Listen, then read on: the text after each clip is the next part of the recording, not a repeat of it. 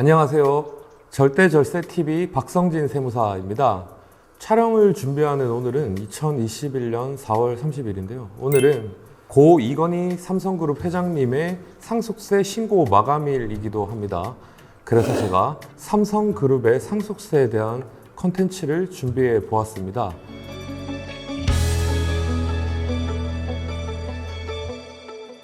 상속세는 고인이 돌아가신 달에 마지막 날을 기준으로 6개월 이내에 국가에 신고를 하도록 정해져 있고, 세무당국에서는 9개월 이내에 신고 내역을 확정짓는 부가과세 제도를 취하고 있습니다.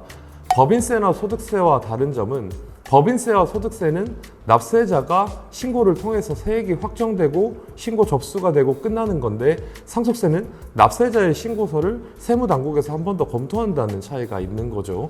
그리고 이런 과정에서 통상 상속세 세무조사가 발생하게 됩니다.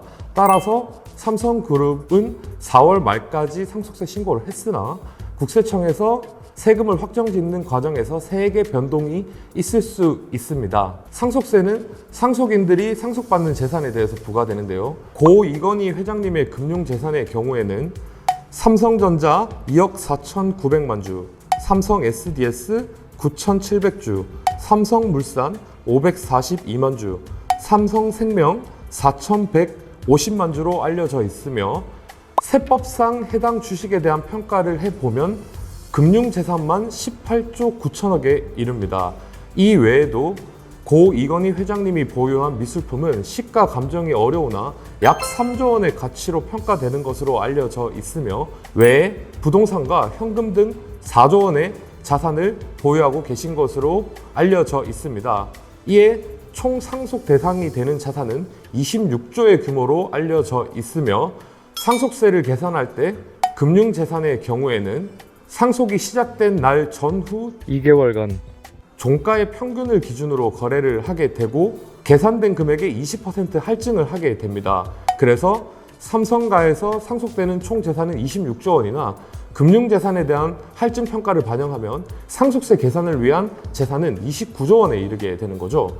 이 금액을 기준으로 상속세를 계산하면 약 14조 4천억 원의 세금이 나오도록 계산됩니다. 이는 전체 상속재산의 55%에 이를 정도로 굉장히 큰 금액입니다.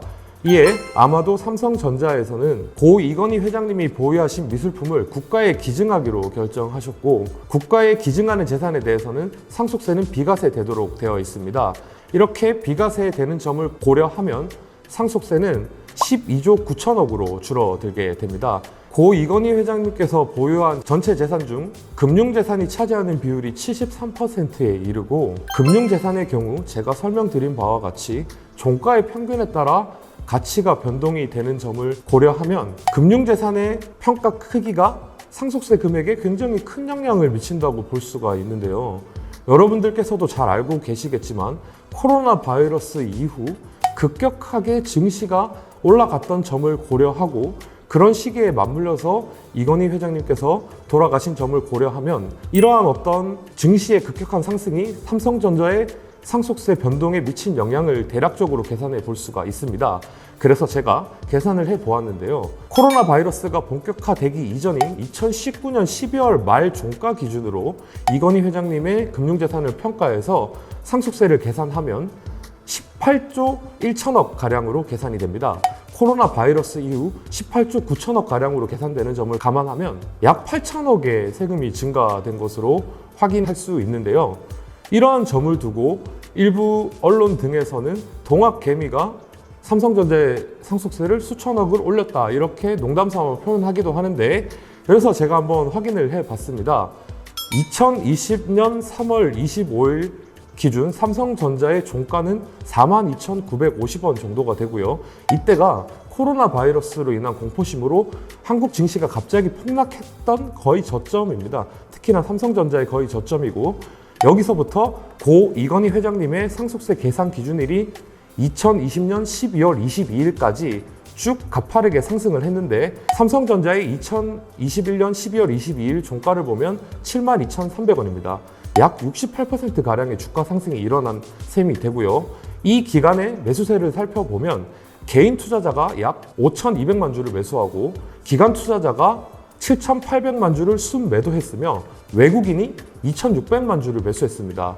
이런 자료들을 보면 개인 투자자의 매수 심리가 삼성전자의 상속세에 영향이 아예 없었다고 보기는 좀 어렵죠. 오히려 조금 큰 영향을 미쳤다고 보여지기도 하는데요.